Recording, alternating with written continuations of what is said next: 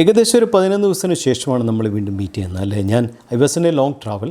ഞാൻ ഏതാനും മണിക്കൂർ മുമ്പാണ് തിരിച്ചെത്തിയത്.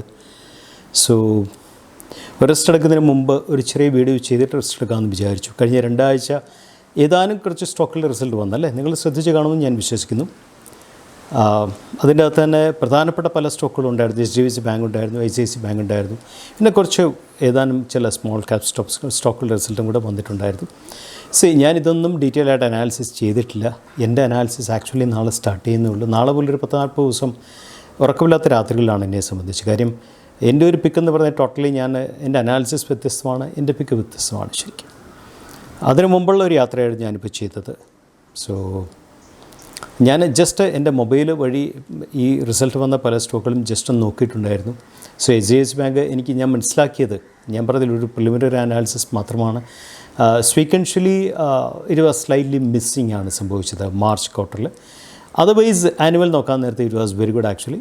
ആൻഡ് ICICI ബാങ്ക് ശരിക്കും പറഞ്ഞാൽ HDFC ബാങ്കിൻ്റെ റിസൾട്ടിനെക്കാട്ടിലും ഔട്ട് പെർഫോം ചെയ്യുമെന്ന് വേണം പറയാൻ സാധിക്കും.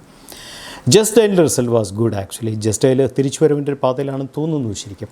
ടാൻഫാക്ക് നല്ല റിസൾട്ടാണ് കൊടുത്തത്, പക്ഷേ ടാൻഫാക്കിൻ്റെ ഒരു ആനുവൽ നോക്കാൻ നേരത്ത് അത്ര വലിയൊരു ബ്ലോക്ക് ബാസ്റ്റർ എന്നൊന്നും പറയാൻ സാധിക്കത്തില്ല. ഡിസപ്പോയിൻറ്റ് ചെയ്ത റിസൾട്ട്സിലുണ്ട്. രാജ്രത്തൻ ഗ്ലോബൽ YS ഡിസപ്പോയിൻറ്റ് ചെയ്തു, ഡെൽറ്റ കോപ്പ് ഡിസപ്പോയിൻറ്റ് ചെയ്തു. ഏഞ്ചൽ ബ്രോക്ക് എന്താ സംഭവിച്ചത്? കഴിഞ്ഞ ക്വാർട്ടർ നല്ല റിസൾട്ട് വന്നു, സ്റ്റോക്ക് താഴെ പോയി. ഈ ക്വാർട്ടർ നല്ല റിസൾട്ട് വന്നു, സ്റ്റോക്ക് റിസൾട്ട് വന്നതിൻ്റെ പിറ്റേ ദിവസം ഒരു പ്രോഫിറ്റ് പിക്കും വന്ന് സ്റ്റോക്ക് താഴെ പോയി. ശരിക്കും നിങ്ങൾ ശ്രദ്ധിക്കണം, ഏഞ്ചൽ ബ്രോക്കിങ്ങിൻ്റെ RSI വീക്കിലി എടുക്കാൻ നേരത്ത് ശരിക്കും ഏഞ്ചൽ ബ്രോക്കിൻ്റെ RSI വീക്കിലി കഴിഞ്ഞ സെപ്റ്റംബർ മുതൽ ടിൽ ലാസ്റ്റ് വീക്ക് വരെ 58.5-നും 37-38 ഇടയ്ക്കാണ് ഓസിലേറ്റ് ചെയ്യുന്നത്. ദാറ്റ് മീൻസ് ഒരു ബെയറിഷ് സോണിനെ കാണിക്കുന്ന ഒരു ഇൻഡിക്കേറ്ററാണ്, ഒരു ഇൻഡിക്കേഷനാണ് അത് ശരിക്കും. ഒരു റേഞ്ച് ഷിഫ്റ്റ് വരണം, ശരിക്കും സ്ട്രക്ചർ കറക്ഷൻ സംഭവിക്കണം, എങ്കിൽ മാത്രമേ എനിക്ക് കയറിപ്പോകാനുള്ള സാധ്യത കൂടുതലായിട്ട് വരത്തുള്ളൂ ശരിക്കും. സൈൻത്തിൽ എന്താ സംഭവിച്ചത്? സൈൻത്തിൽ റിസൾട്ട് നല്ലതായിരുന്നു. സൈൻത്തിൽ നമ്മൾ ഡീറ്റെയിൽ ആയിട്ട് അനലൈസ് ചെയ്താൽ സൈൻത്തിൽ നമുക്ക് ടെക്നിക്കൽ സൈഡിൽ നമുക്ക് ഒരു എന്താ പറയേണ്ട ഒരു ഹിഡൻ ബുള്ളിഷ് ഡൈവർജൻസ്, കയറിപ്പോകുന്ന സ്റ്റോക്കിൽ കാണുന്ന പ്രവണതയാണ് ഹിഡൻ ബുള്ളിഷ് ഡൈവർജൻസ് കാണാൻ സാധിക്കും. അത് സ്ട്രോങ് ബുള്ളിഷ് ഡൈവർജൻസാണ് വന്നത്. സാധാരണ വരുന്ന ഹിഡൻ ബുള്ളിഷ് ഡൈവർജൻസ് ഇല്ല, ഇറ്റ് വാസ് പക്ക വെരി സ്ട്രോങ് ബുള്ളിഷ് ഡൈവർജൻസ് ആണ് ഹിഡനായിട്ട് വന്നത് ശരിക്കും. സ്റ്റോക്ക് ഭയങ്കരമായിട്ട് ഷൂട്ടപ്പ് ചെയ്തു ശരിക്കും ആലുവയിൽ. സോ മാപ്പ് മീ ഇന്ത്യ എന്ന് പറയുന്നൊരു കമ്പനിയുണ്ട്. സോ അത് ഡിസപ്പോയിൻറ്റ് ചെയ്തു ശരിക്കും. ഇൻഫോ സിസ്റ്റംസ് എന്നാണ് ശരിക്കുള്ള അതിൻ്റെ പേര് ശരിക്കും. So it was A mixed result ശരിക്കും പറഞ്ഞാൽ. റിലയൻസ് ബേസിക്കലി ഞാൻ നോക്കാത്തൊരു റിസൾട്ടാണ് റിലയൻസ്. ഞാൻ ലാർജ് ക്യാപ് സ്റ്റോക്ക് ചെയ്യാറില്ല. റിലയൻസിൻ്റെ റിസൾട്ട് പ്രിലിമിനറി നോക്കാൻ നേരത്തെ it was very good actually. Reliance strong ആയിട്ട് നിന്നാൽ നിഫ്റ്റിക്ക് വല്ല സപ്പോർട്ടീവാണ്. ആ ഒരു പോയിൻറ്റ് മാത്രമേ റിലയൻസ് ഞാൻ ശ്രദ്ധിക്കാറുള്ളൂ ശരിക്കും. സോ ഇതൊക്കെയാണ് ബേസിക് റിസൾട്ടിനെ കുറിച്ചുള്ള ഒരു ചെറിയ നട്ട്ഷെൽ ഓഫ് ഇൻഫർമേഷൻ. നിങ്ങൾ ഒരിക്കലും നിങ്ങൾ സ്മോൾ ക്യാപ്പിലോ മൈക്രോ ക്യാപ്പിലോ ഒക്കെ ട്രേഡ് ചെയ്യുവാണെങ്കിൽ നിങ്ങൾ വളരെ കെയർഫുള്ളാണ്. കാര്യം ഡ്രോ ഡൗൺ 70-80% ഒക്കെ പോകാൻ സാധ്യതയുണ്ട് നമ്മുടെ പിക്ക് മോശമാണെങ്കിൽ ശരിക്കും. അപ്പം എപ്പോഴും ശ്രദ്ധിക്കേണ്ട കാര്യം എവിടെ നിന്ന് പിക്ക് ചെയ്യുന്നു, എന്താണ് സ്റ്റോപ്പ് ലോസ്, നമ്മൾ എക്സ്പെക്റ്റ് ചെയ്യുന്ന ടാർഗറ്റ് എല്ലാത്തിനും കുറിച്ച് ക്ലാരിറ്റി വേണം. കാര്യം playing with small cap and micro cap is playing with fire ആണ്. റിസ്ക് കൂടുതലാണ്, നാച്ചുറലി റിട്ടേൺ കൂടുതലാണ് ശരിക്കും. സോ 2 മൈക്രോ കമ്പനികൾ നല്ല റിസൾട്ട് തന്നിട്ടുണ്ട്. ഒരിക്കലും റെക്കമെൻഡേഷൻ ആയിട്ട് എടുക്കാൻ പാടില്ല. കമ്പനികളുടെ പേരെന്താണെന്ന് വെച്ചാൽ ആദ്യത്തെ കമ്പനി ഇൻ്റർനാഷണൽ ട്രാവൽ ഹൗസാണ്.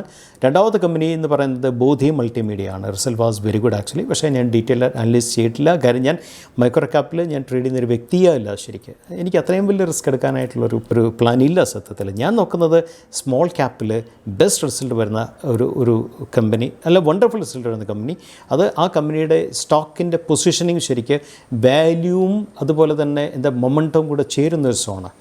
സോ ഇതാണ് ഞാൻ ബേസിക്കലി എപ്പോഴും ഞാൻ നോക്കാൻ എപ്പോഴും ട്രേഡ് ചെയ്യാൻ ആഗ്രഹിക്കുന്ന സ്റ്റോക്ക്. ഇങ്ങനത്തെ സ്റ്റോക്ക് തീർച്ചയായും കിട്ടും. ഒരു ക്വാർട്ടറിൽ നമുക്കൊരു 1000-1200 സ്മോൾ ക്യാപ്പ് ഉണ്ടെങ്കിൽ അതിൻ്റെ അകത്തുനിന്ന് ഒരു ഇങ്ങനത്തെ ഈ ഒരു രീതി കിടക്കുന്നത് വെച്ചാൽ എക്സലൻറ്റ് റിസൾട്ടായിരിക്കും. അതുപോലെ തന്നെ വാല്യൂവും മൊമെൻറ്റം ഒരുമിച്ച് വരുന്ന ഒരു 10-25-30 സ്റ്റോക്ക് കിട്ടും. ഇങ്ങനത്തെ സ്റ്റോക്കിനെ തപ്പിയാണ് എൻ്റെ യാത്ര മുഴുവൻ. അതുകൊണ്ടാണ് ഞാൻ ഫുള്ളായിട്ട് അനാലിസിസിൽ ഇരിക്കുന്നത് ശരിക്കും. ഇതുവരെ സോഫാർ അങ്ങനെയൊന്നും എനിക്ക് കാണാൻ സാധിച്ചിട്ടില്ല. വരുന്ന ദിവസങ്ങൾ അങ്ങനെയൊക്കെ വന്നേക്കാം എന്നുള്ള പ്രതീക്ഷയോട് കൂടിയാണ് ഞാൻ നാളെ പോലെ എൻ്റെ വർക്ക് റീസ്റ്റാർട്ട് ചെയ്യുന്നത് ശരിക്കും. സോ നമുക്കിനിയും റിസൾട്ടിനെ കുറിച്ച് കൂടുതൽ കണ്ടുപിട്ടാൽ നിങ്ങൾ HDFC ബാങ്ക് റിസൾട്ടിനെ കുറിച്ച് പഠിക്കുക, ICICI റിസൾട്ടിനെ കുറിച്ച് പഠിക്കുക. ജസ്റ്റ് ഡയൽ നല്ല റിസൾട്ട് കൊടുത്തൊരു കമ്പനിയാണ്. സൈൻത്ത് ഞാൻ നേരത്തെ പറഞ്ഞ പോലെ റിസൾട്ടിനൊപ്പം തന്നെ ടെക്നിക്കലി ഒരു ഹിഡൻ ബുള്ളിഷ് ഡൈവേർജൻസ് ആക്ട് ചെയ്തുകൊണ്ട് കയറിപ്പോയൊരു കമ്പനിയാണ്. ഏഞ്ചൽ ബ്രോക്കിംഗ് നേരത്തെ പറഞ്ഞ പോലെ തന്നെ എന്താ സംഭവിച്ചാൽ RSI വീക്കിലി നോക്കാൻ നേരത്തെ റേഞ്ച് ഷിഫ്റ്റ് ബിയറിഷിലേക്ക് കിടക്കുന്നത് ബുള്ളിഷിലേക്ക് വന്നിട്ടില്ല. അതുപോലെ തന്നെ ടാൻഫാക്ട് റിസൾട്ട് ഒന്ന് നിങ്ങൾ കമ്പയർ ചെയ്യുക. പിന്നെ മോശമായ 3-4 കമ്പനികൾ, രാജ്രത്തൻ, ഡെൽറ്റ കോയിട്ട് ഓക്കെ എന്ന് ഭയങ്കര റിസൾട്ടൊന്നുമല്ല, ഒരു റേഞ്ച് ബൗണ്ടെന്നൊക്കെ പറയാം, ഒരു ആ രീതിയിൽ വരുന്ന റിസൾട്ടായിരുന്നു. അത് ബാക്ക് മൈ ഇന്ത്യ എന്ന് പറയുന്ന ഇൻഫോ സിസ്റ്റംസ് ഒക്കെ നിങ്ങളൊന്ന് നോക്കുക. എന്തുകൊണ്ട് മോശമായി, നല്ല റിസൾട്ട് എന്തുകൊണ്ട് നല്ലതായി, മോശം റിസൾട്ട് എന്തുകൊണ്ട് മോശമായി, ഒരു അനാലിസിസ് നിങ്ങൾ തന്നെ നടത്തുക. നമുക്ക് എപ്പോഴും പഠിത്തമാണ് നമ്മളെ മുന്നോട്ട് നയിക്കുന്ന ഏറ്റവും വലിയ കാര്യം. നമ്മൾ കൂടുതൽ പഠിക്കുന്നവരും നമുക്ക് കൂടുതൽ ഇൻപുട്സ് കിട്ടിക്കൊണ്ടിരിക്കും, ഇൻസൈറ്റ്സ് കിട്ടിക്കൊണ്ടിരിക്കും. ഇതൊക്കെ നമ്മുടെ ട്രേഡിംഗ് എന്ന് പറയുന്ന ബിസിനസ്സിനെ വളരെയേറെ സപ്പോർട്ട് ചെയ്യും ഇൻ ഫ്യൂച്ചർ. ശരിക്കും പറഞ്ഞാൽ നമുക്ക് നമുക്ക് റിസൾട്ടുമായിട്ട് ബന്ധപ്പെട്ട ധാരാളം വീഡിയോസ് നമുക്ക് പ്ലാൻ ചെയ്യാം. നല്ല വീഡിയോസുമായിട്ട് തീർച്ചയായും ഞാൻ നിങ്ങളുടെ അടുത്ത് വരുന്നതായിരിക്കും. നമുക്ക് നാളെ മുതൽ അല്ലെങ്കിൽ മറ്റന്നാൾ മുതൽ നമുക്ക് നല്ല റിസൾട്ട് തരാൻ കമ്പനികൾ മാത്രമേ ഞാൻ പറയത്തുള്ളൂ. മോശത്തുള്ള കുറേ കമ്പനിയെ കുറിച്ച് പറഞ്ഞ് നിങ്ങളുടെ എൻ്റെ സമയം കളയുന്ന വലിയ കാര്യമൊന്നുമില്ല ശരിക്കും. So we'll meet again with very good results. Signing off.